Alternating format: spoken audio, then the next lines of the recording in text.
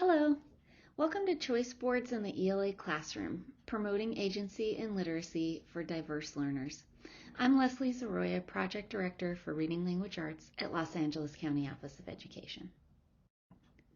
Today we'll look at what a choice board actually is, as well as why you might want to use them.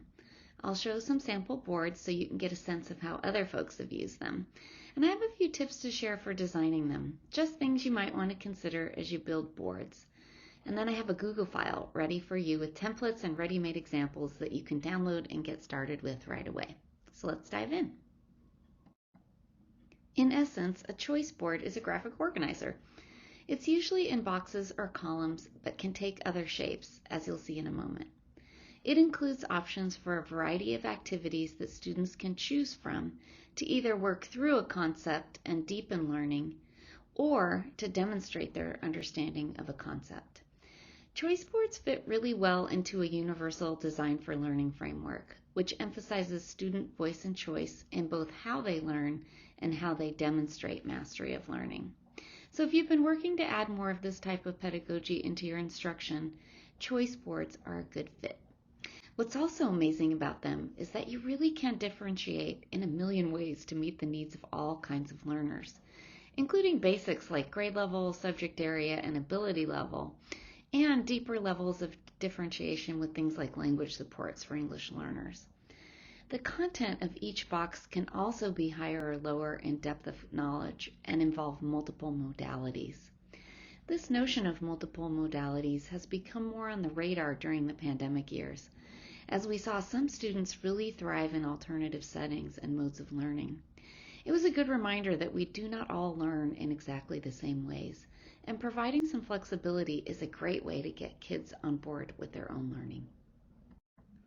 There are lots of reasons that you might want to use a choice board. One is that it makes differentiation a breeze.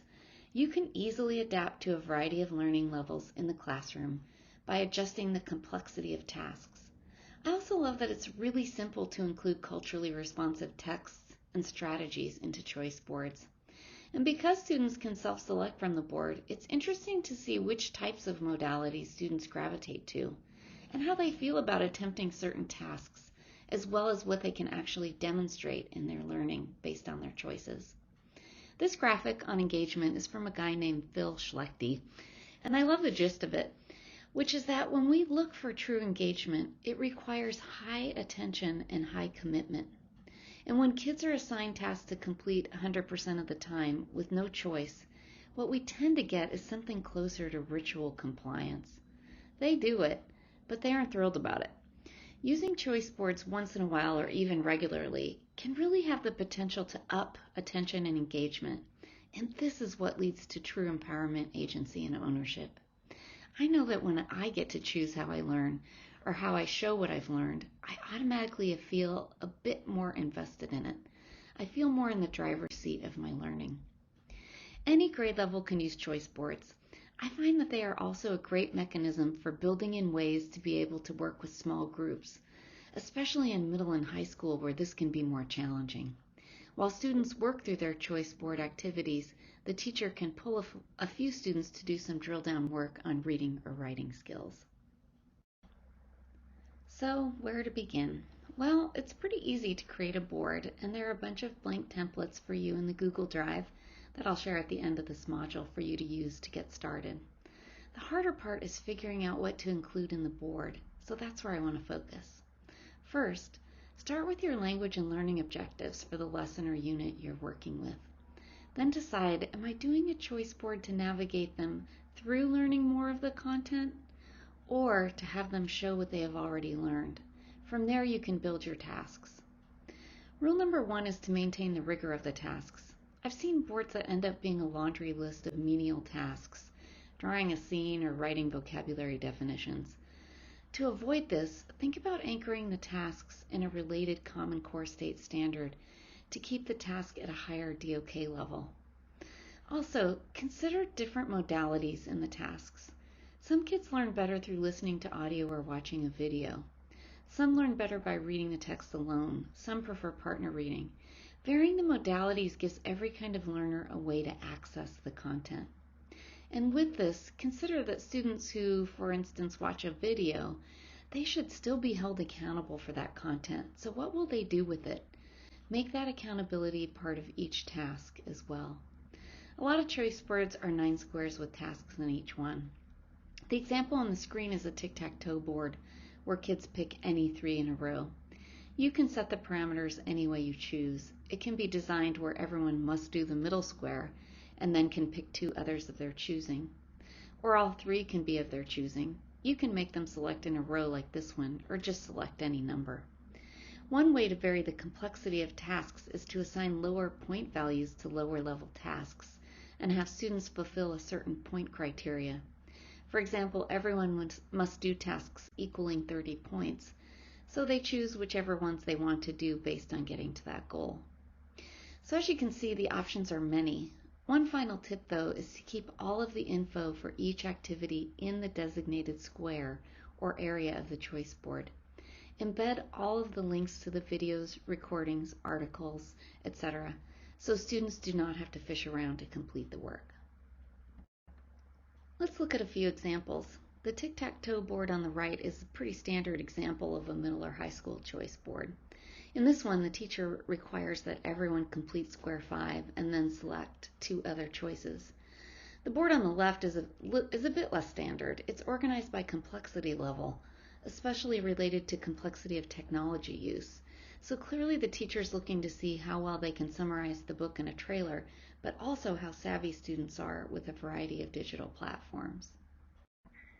The board on the left on this slide is an elementary example related to response to literature. All of the tasks are designed to get students to connect to the text or show what they learned. The board on the right, related to figurative language, is a great example of differentiation. Each square has a shape in it, and the teacher assigned each student a shape. They must pick 2 tasks related to their assigned shape. This is an interesting way to ensure kids are not doing work that is too easy. I think if I was doing a board this way, though, I would likely have them choose one that also stretched them a bit as a way to get them to move beyond their comfort zones. Here are 4 examples of a this or that style of choice board. Students basically choose one task under each category, like the Explore, Read, Connect, Create on the upper right example. There's an entire PowerPoint of templates for this or that in your Google folder. See if you like any of the formats. So I have to admit this one overwhelms me a bit. It's a lot on a slide.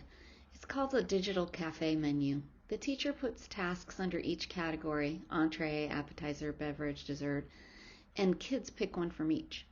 It's a bit more high-tech in terms of setup, but really it's all just embedded links. The categories are interesting. They seem to align a bit with different modalities. Appetizers are recording, beverages are non-digital resources. You could, of course, customize every bit of this. It's also in your folder for this module. In order for choice boards to be impactful, it's really important to include time for students to reflect on the work they did. Since they are self-selecting the tasks, it's crucial that they then reflect on why they made these choices, how it went, and what they actually learned. These metacognitive moments are a critical factor in creating independence and agency as learners.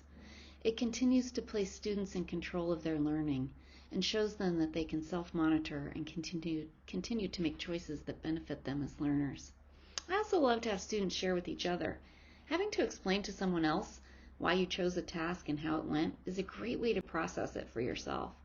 It also gives a window into how others approach learning, which we don't usually get from our peers in class.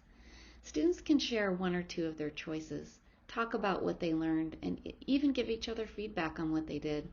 It's also another way to recap the content and reinforce the learning. Here are some great websites for learning more about choice boards. They're in your folder of resources. You should see the link to access the folder in the email that allowed you access to this module. You'll find a ton of example choice boards and blank templates to help you get started. I hope you found this useful. Thanks for listening, and as always, reach out if we can be of assistance in any way.